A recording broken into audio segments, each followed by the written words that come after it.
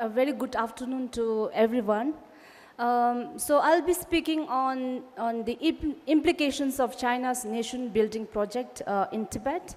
So obviously, due to the limited time that I have for today's presentation, I will not go into the historical details of Tibet as a nation from its pre-Buddhist imperial period to its unique and non-Westphalian pre-Tibetan relationship with successive Mongol dynasties, beginning with the Yuan dynasty in 13th century and continuing through the Qing dynasty in the 17th and 18th centuries. I will also not go into the details of how the Communist Chinese Party had invaded Tibet and led to forced the Tibet's spiritual and political leader, His Holiness the 14th Dalai Lama, along with hundreds of thousands of Tibetans into exile in India. But instead, I will focus on the implications, as I said, of China's nation-building project, as well as the implications for India as well in the second part of my presentation. Okay, so the presentation will explore China's political, cultural, economic dimensions of nation building in Tibet and the implications for Tibet's history, identity, and even survival as a nation. And then I'll be speaking China's policies in Tibet and its implication for India, especially with regard to India's border security, Buddhism, the Dalai Lama's reincarnation, and of course hydropower concerns in India. The key question of my presentation will be: is China developing Tibet or erasing it?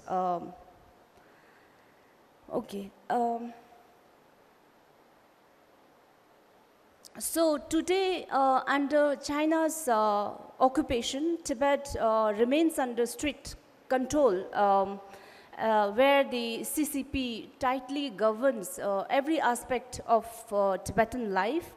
The Tibetan people are subjected to systematic political indoctrination and all that aimed at reshaping Tibetan identity and also loyalty toward the Chinese party state. So through state-run education, propaganda campaigns, and mandatory political re-education, or what they call as the patriotic re-education programs, Tibetans from young students as young as 4 years old to monks and nomads are compelled to accept and also internalize the Chinese party state's narrative of Tibet. So, so the museums, textbooks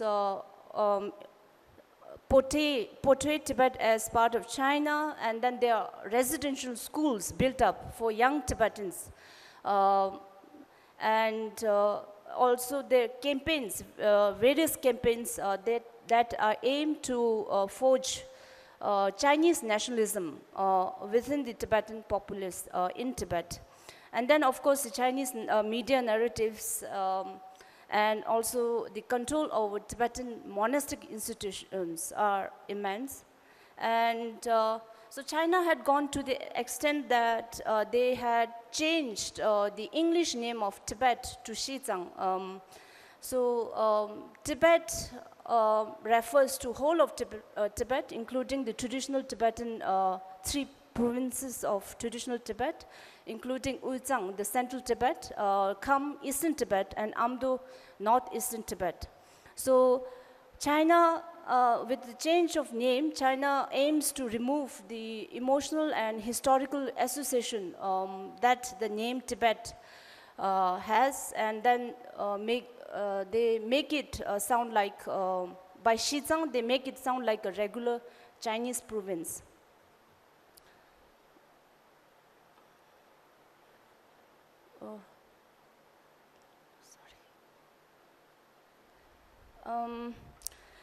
So in 2014, during the second Xinjiang Work Symposium, which was held in May that year, Xi Jinping had said that it is important to firmly establish national consciousness, civic consciousness, and Chinese community consciousness among all ethnic groups. So this later became what is known as the three consciousness that's being propagated widely across Tibet as well as in Xinjiang. Then into September 2019, Xi Jinping said that we would take the national community awareness as the main line and grasp the cause of national unity and progress as a basic cause. And then in September last year, he said that it's important to firmly build a sense of community, or in other words, building Chinese nationalism within the Tibetan populace. He said that it's important to build a solid ideological Great Wall to safeguard the reunification of the motherland and national unity.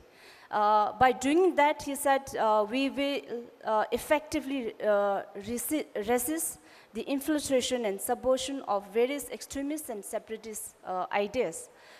And if we look at the 2025 budget for Ethnic Affairs Committee of the Tibet Autonomous Region, it has increased. There's this strategic increase in spending on ethnic unity initiatives, including this what is called the community, building a community sense of the Chinese nation, or in other words, instilling Chinese nationalism in Tibet. So there was this, so the total budget was 136 crore, 483 lakhs and 500 yuan, and there was this increase of 2 crore 771 lakhs and 200 yuan as compared to 2014.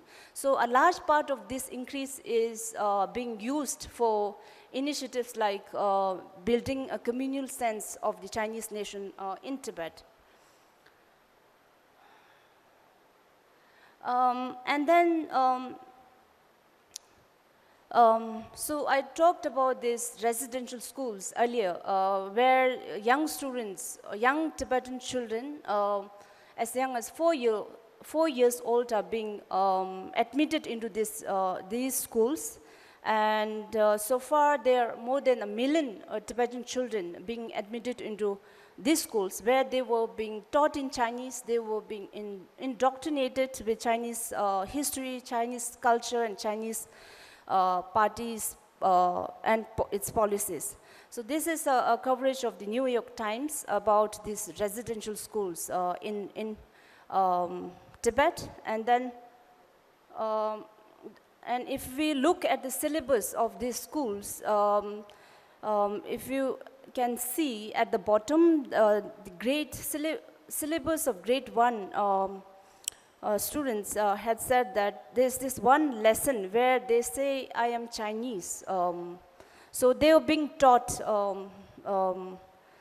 that they should identify more as a Chinese than a Tibetan.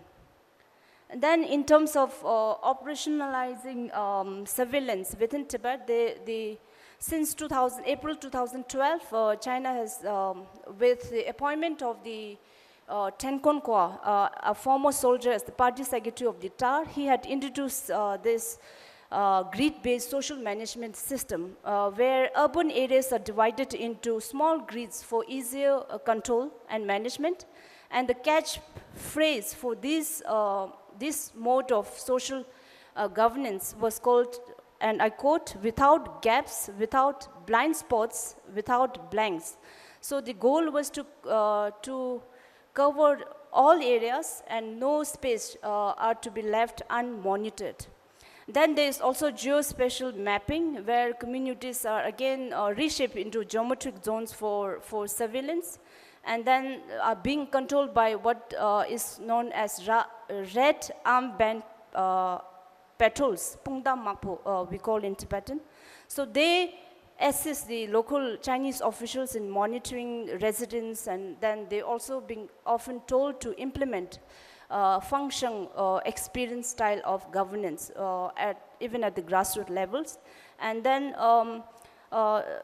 there's this constant surveillance, and a state response under this mode of governance is within 3 to 4 minutes if there is a crisis or a trouble in an area.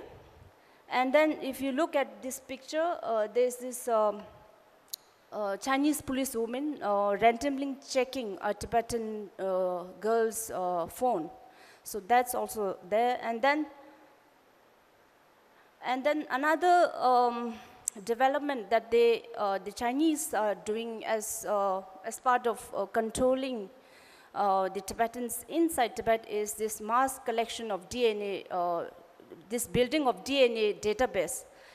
And they have started, so there were reports that from June 2016 to July 2022, a total of approximately 282 to 1,206,00,000 and 962 genetic samples collected from Tibetans.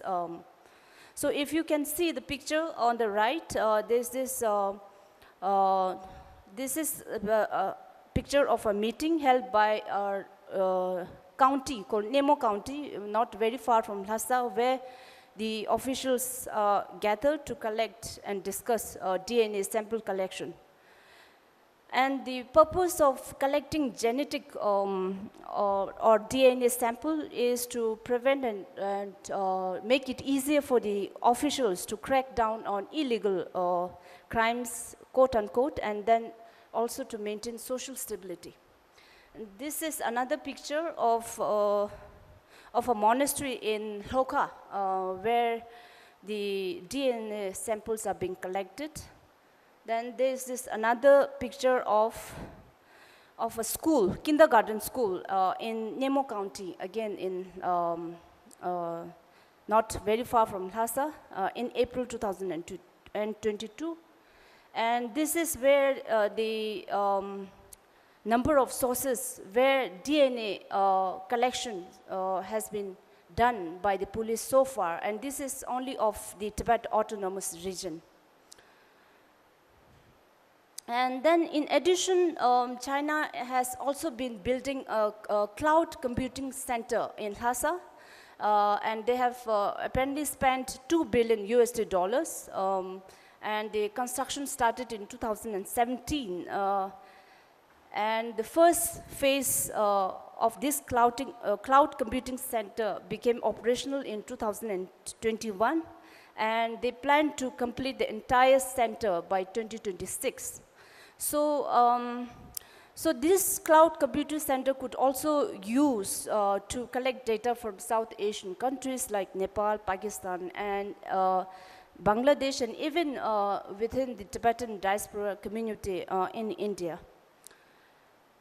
This is the picture of the cloud computing center in Lhasa, and then the staff working in the right picture, on the right. And then China has also been using economic development as a means of extraction, resource extraction, and also expansion. Therefore, they have invested in large-scale infrastructures in Tibet, like highways, railways, and then airports, as Sir Ranade has mentioned this morning. So the Chinese government often present this project as, this project as modernization and development, but they also had strategic and political purposes. So the former party secretary of TAR, Wu Yinjing, said in 2021 that the Chinese government had invested 1.6 63 trillion, equivalent to 253 billion US dollars for infrastructure developments in Tibet in the preceding 7 decades. And then obviously there's this mass migration of Chinese in Tibet, and one major infrastructure development that the Chinese are doing and also have are doing is the Sichuan-Tibet railway lines, which they're planning to complete by 2030. And if I,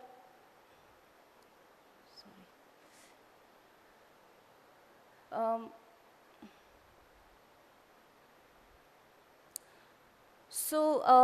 And another railway line that China, so Sichuan-Tibet railway lines links Chengdu, which is the capital city of Sichuan, and Lhasa. And so Chengdu and Chongqing also are a strategic base for the PLA's 77th Group Army. And should there be any problems or war, these strategic bases are primed for rapid deployment of armed military equipments and even military personnel. Then once this railway station is built, there's the travel time from Lhasa to Sichuan is to be reduced from 40 to 15 hours. No, I'll go straight. So these are the major, 7 major railway lines that China has built in Tibet.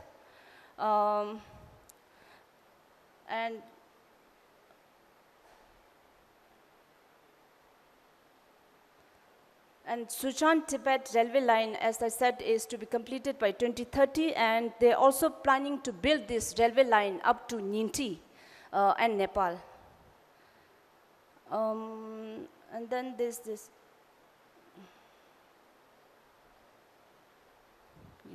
And these are again the map of infrastructure development. And then China. So since I don't have much time, I'll just rush through the final points. So in terms of language and linguistic assimilation, Potonghua or Mandarin is considered as the language of primary instruction and employment in Tibet. And there's increased state control of monastery. There's regular inspections at monastery by UFWD officials. Police personnel are also stationed at monasteries. And the monks, as part of their course, are required to study party policies, party history, and also the culture of China. And then there's this ban on Dalai Lama's image or Tibetan national flag.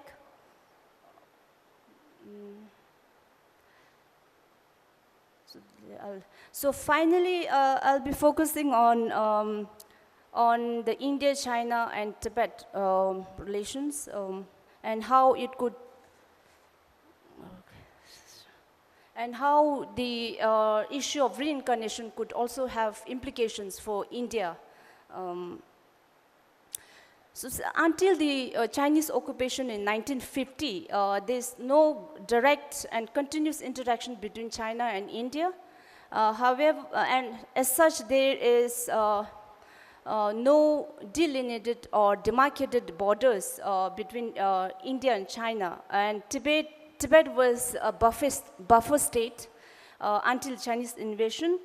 However, China's invasion of Tibet had disrupted the prevailing peace on the border, and that often leads to border disputes with India.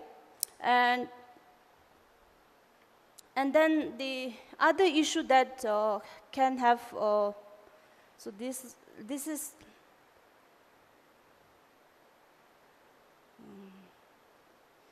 so this is the map where India and China borders. So Tibet has borders with India on western sector, and then yes, you can see middle and also on the eastern sector.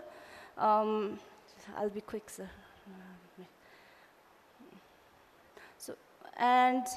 So the Dalai Lama has often stated that India is the home to him, and he's a product of India's dal and chapati, and he even in his new book that he published in March, he stated that his mind has been nourished by India's rich philosophy and Nalanda traditions, and that his body is nourished by India's food. And then he also said that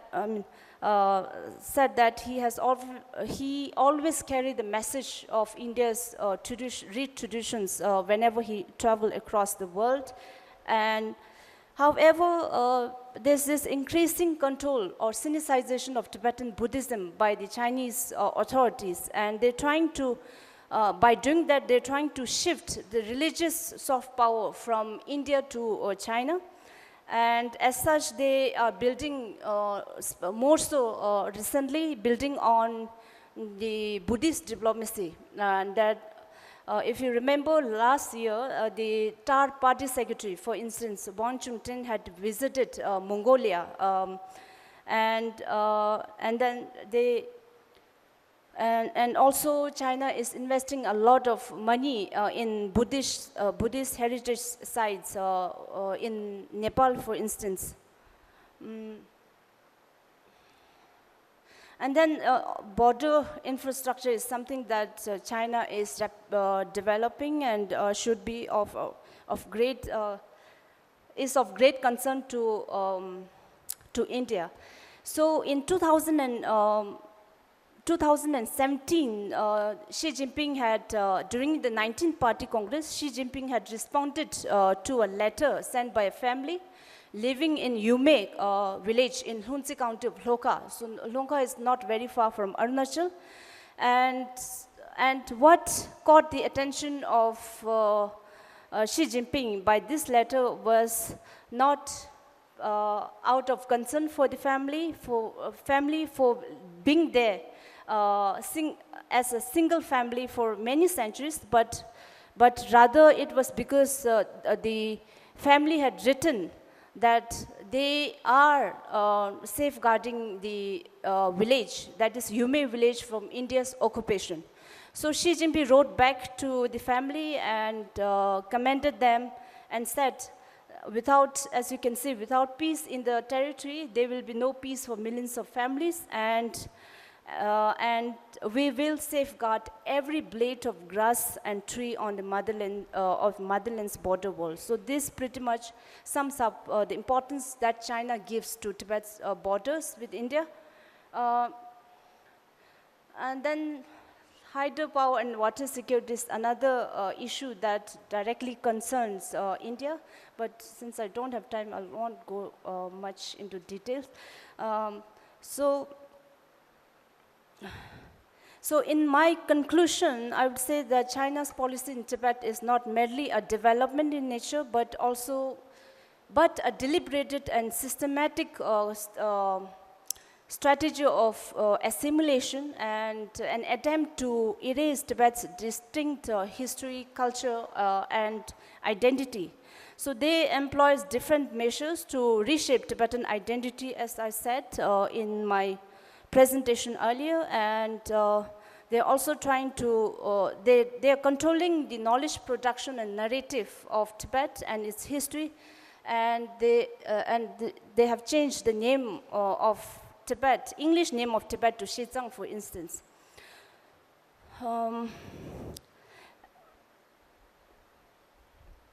So the Dalai Lama, in his latest memo or autobiography, in which he said that that if the reincarnation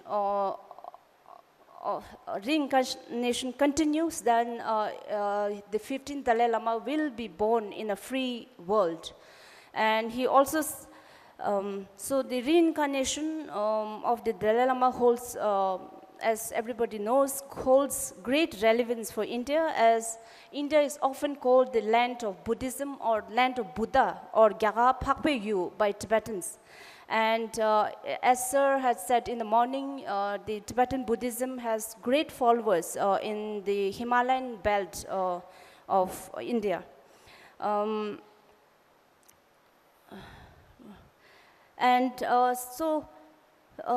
So the selection of the 15th Dalai Lama would be of strategic importance for India.